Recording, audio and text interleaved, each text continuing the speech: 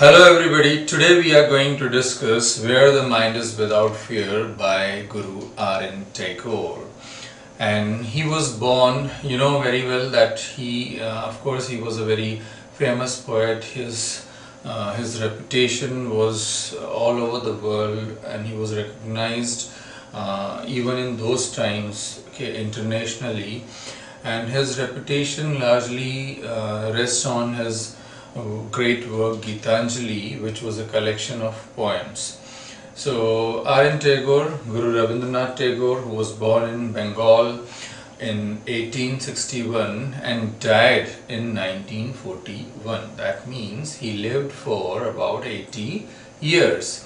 And at that time India was under the British rule. So whatever he observed during those times, on the basis of that, he expressed a desire to have a country or have India where there would be freedom, where there would be free education, where people would be without any fear, where people could hold their head high, where the differences of caste, creed are not there in place, where people don't lose their rationality in superstitious practices, where people are hardworking. So the country should be a heaven in terms of R.N. Tagore. So he is actually praying to God.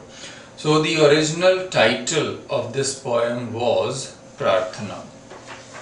Yes, actually he is doing that. He is doing a prayer to God. So the original title was Prarthana, under which it was published in 1901 in a collection named Nevedyu. That means offering food to God. So Prarthana was the original title of this poem. Now what happened that it was translated in 1911 by Tagore himself. He translated his Bengali poems. They were originally written in Bengali. So those poems were translated in 1911 by Tagore himself. And then in 1913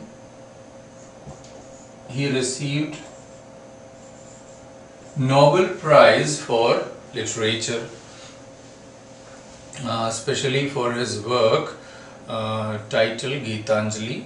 So for that he was given Nobel Prize for Literature. So Gitanjali is really quite famous work of Rabindranath Tagore, Guru R.N. Tagore. And in 1915 he was given knighthood by the British, but he refused that, protesting against the Jallianwala Bagh massacre in which lots of people were killed by General Dyer. So that was in protest to that he discarded or he renounced his knighthood. So actually this poem comes in the backdrop of that situation. The situation of when India was not independent, when India was in the captivity of the British, when India was under British rule. And at that time he had seen the atrocities perpetrated on the Indian people, what kind of problems they had to face because of the British rule.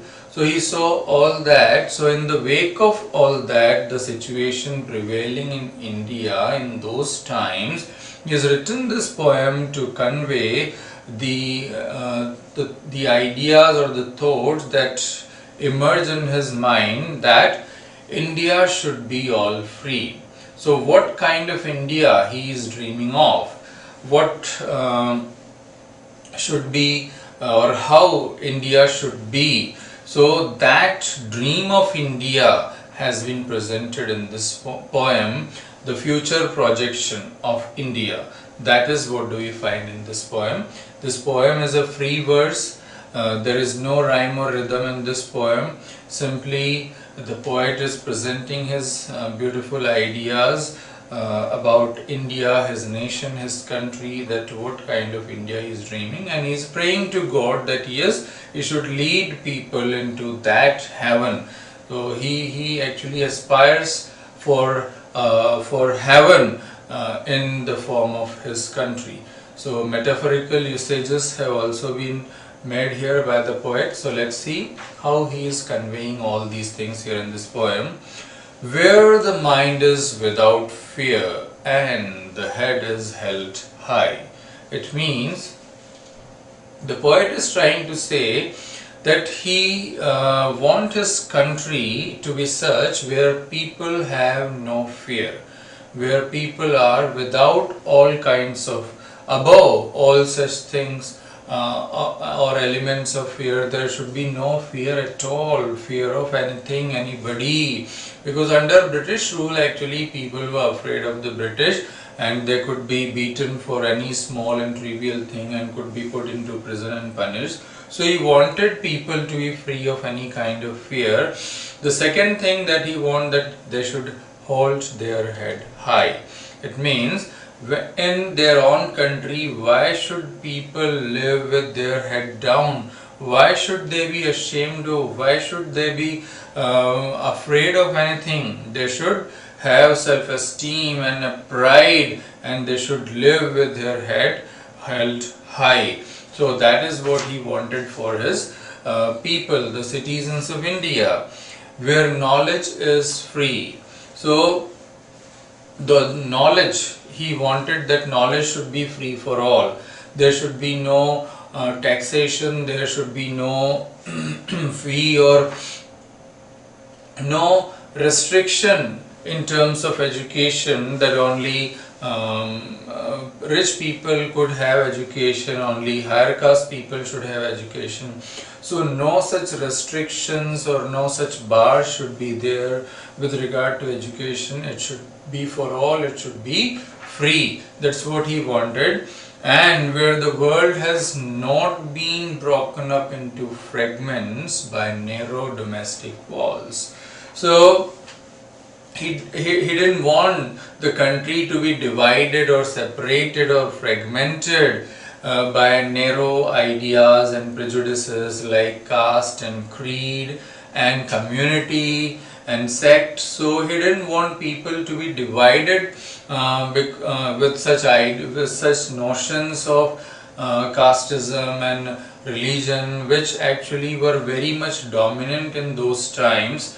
Like there was such kind of like casteism was prevalent, untouchability was prevalent. So all such kinds of, we can say, very heinous practices were prevalent in those times, bad practices, and due to those practices people were discriminated against. People actually had to face very adverse kind of treatment, very poor kind of treatment by such kind of people who considered themselves higher caste or upper caste or such, or rich even. So he wants that there should be no such thing, no such division on the basis of caste and creed or so, where words come out from the depth of truth. That means he's trying to say that people in his country should be truthful. Nobody should lie. And of course, what's the need to lie to anybody else, to others? We are all brothers and sisters. So this lying should not be there. People should be all truthful, all good at their heart. So such a country he wanted for his countrymen, and where tireless striving stretches its arms towards perfection. Now it's a metaphor here. Stretches its arms. Now how can striving stretch arms? So here he is explaining that people should be how tirelessly working. That means they should be very hard working, they should be industrious, they should be laborious, assiduous. So that's how he wanted his people to be, and always working to attain perfection, always striving to have perfection in their work and skills. So that is the country he wanted for his people, where the clear stream of reason has not lost its way into the dreary desert sand of dead habits. It means here he is talking again, it's an example of metaphor, and he is saying what? He is talking of reason and superstitions or useless practices. So what he is saying, that the river of reason should not have lost its way into the sand of or the desert of dead habits or superstitions. So superstition should not overpower reason or rationality. Dead habits or dead practices or useless practices should not curb or suppress the spring of rationality and reason. It means he wanted the people of his country to be reasonable, to be rational, to be intelligent, not governed by superstition or useless practices, rather governed by reason and sensibility and rationality. That's what he wanted his people to be. And where the mind is led forward by thee into ever widening thought and action. So he says that he wanted his people to be governed by God. So he offers the countrymen into the feet of God, and he says that God should govern the people of his country towards what ever widening thought and action. That means people should be broad-minded, people should be man of action and man of deeds rather than just man of words. So he didn't want people to be following useless practices and simply speaking and saying and not doing anything. He wanted people to be broad-minded and not to be suppressed by the useless practices and ideas. And into that heaven of freedom, my Father, let my country awake. So finally he addresses God as my Father and says that my Father, that means God, that is how I want my country to be. Means I want my country to be a heaven. Yes, I want my country to be a heaven in which I want my countrymen to awake. That means you should take us into such a nation which has all these qualities. That means no superstition, reason, no dead practices or habits, truthfulness should be there. There should be hardworking people, broad-minded people, people with self-esteem, education all free, people having no fear. So because he actually had seen those times when people were afraid of the British rule, when people were afraid of the British rulers, because they were punished or persecuted because of certain reasons, or without any reason even they were put into prison and beaten hard. So he had seen that fear, he had seen that poor condition of his countrymen in those times, and so he wishes that the country, the free India, should be such a heaven for all. So that is how he is praying to God here, and very beautifully brought out his ideas here. And as I said, it's an example of free verse, so you must remember that there is no rhythm and rhyme in this poem, no blank verse, even no metrical pattern has been used, and it's a translation originally of the work originally written in Bengali. So I hope you might have understood this poem very well. So keep watching. I'll come up with more new videos, and if you have any queries and questions, you simply